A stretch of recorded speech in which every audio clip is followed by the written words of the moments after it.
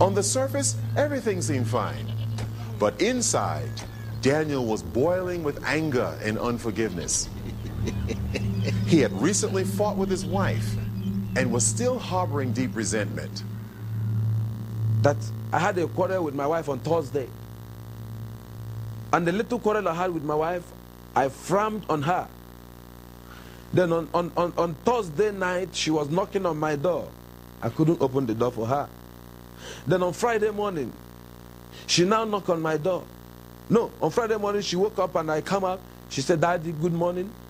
I did not accept. I didn't talk to her. I kept quiet on her and I left on Friday morning. She offended me. She did something wrong and I was angry on her. I was annoyed. Daniel's anger had so blinded him that he had not even seen his son that day. Mommy. Yeah, my son. Where is Daddy?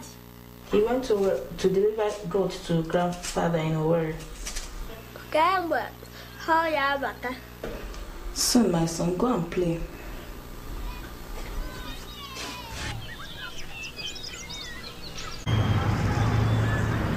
As the sun started dipping down, Daniel began to speed up, wanting to get home. He was still very angry. As he headed down one of the dirt roads, he reached down to apply the brakes. But there was no response. Daniel began to pump the pedals furiously, but to no avail.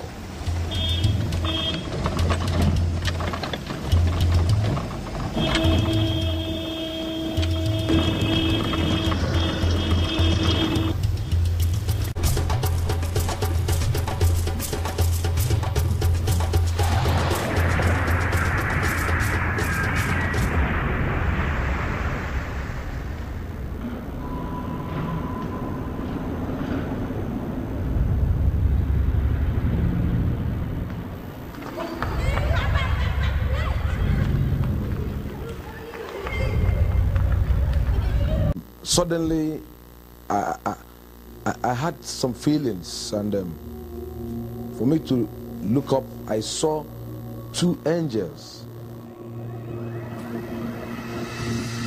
When Daniel saw the two angels, he wanted to let his wife know, but the angel indicated that he should keep silent. Immediately, Daniel's power of speech was taken from him. Neka began to cry, fearing that Daniel would die. The angels took Daniel by his shoulders and lifted him out of the ambulance. Suddenly, Daniel found himself in another place with one of the angels. Daniel, I have a lot to show you. We are now going to visit hell.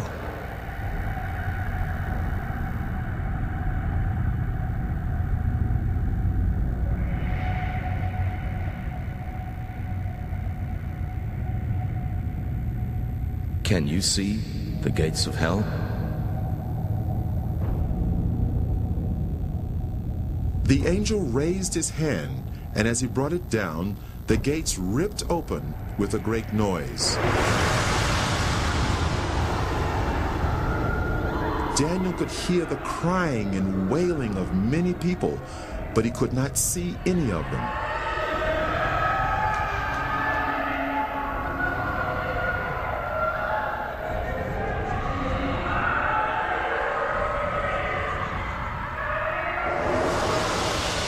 And then a light shone from the angel's body into the darkness, so that Daniel could see more clearly.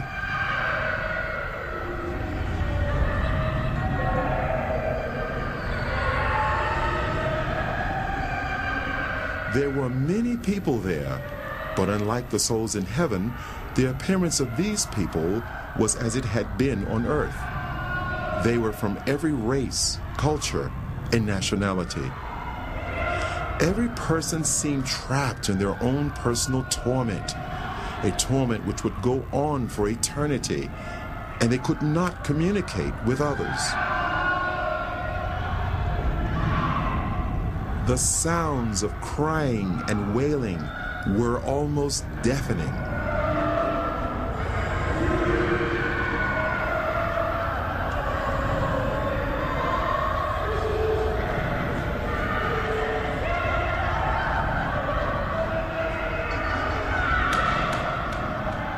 Suddenly, they all seemed to become aware of Daniel and started crying to him for help.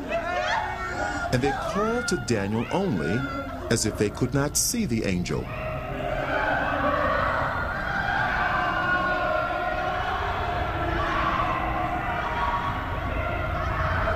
Please help! I'm a pastor. I stole money from the church and I lied.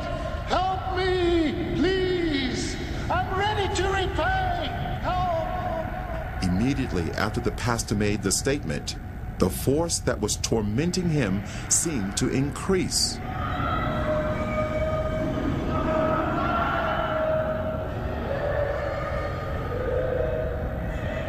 The people had flesh, but no blood, and they almost seemed to be on fire, although no flames could be seen.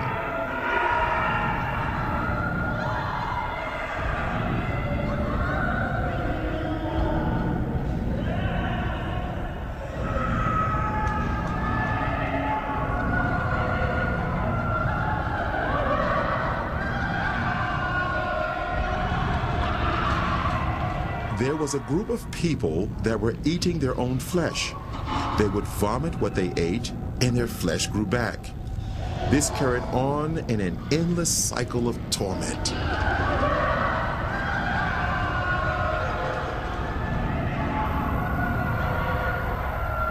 Those people you see eating themselves, they practiced witchcraft while they were on earth. They specialized in eating human flesh, and now they'll eat themselves forever. They are reaping what they sowed. That place is not good for any human being created by God to go. And God did not make that place for human being. He made that place for the devil and his agents. But stubborn human beings who will disobey God like the devil will also go there. God have no mind to put any human being in hell. It's a dangerous and a deadly place he made for the devil and his people. What was to follow was an earth-shattering statement by the angel. Daniel couldn't have imagined in his wildest dreams that he would hear the judgment. Daniel, if the book of your life was to be closed today, this would be your portion. No. I'm a pastor. I'm a child of God. I'm born again. And I preached all over this country. I mean, the country in which I'm... This can't be. No. This can't. Enough. Daniel, on your way to the first hospital, you were asking God to forgive you, but you would not forgive your wife, and your sins have not been forgiven.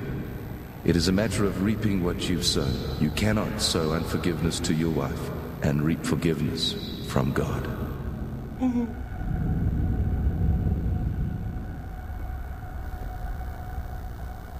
And immediately he made that statement, my spirit convinced me that what the angel told me or the judgment on me is true.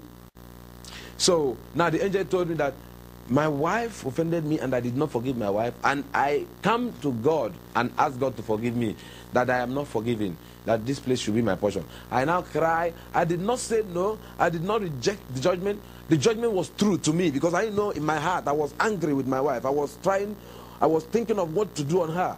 I was thinking of, my wife slapped me. My wife slapped me. What am I going to do to her? What am I going to do? I was thinking of what to do. So in my heart, I was annoyed. And I believe God was judging my heart. So he said to me that I didn't forgive my wife, that I'm not forgiving. So while I was crying, shouting and shouting, I was not crying that God, I was only saying, you see how I destroy my soul? Look at how I destroy my soul. While I was shouting and crying, I was afraid. Tears was all over me. I was panicking because That place is not good for anyone. And the way everything was looking, nothing. If God went to put me inside hell, nothing will prevent him, because while we are discussing, some group of people, thousands of people, we are being sent into hell.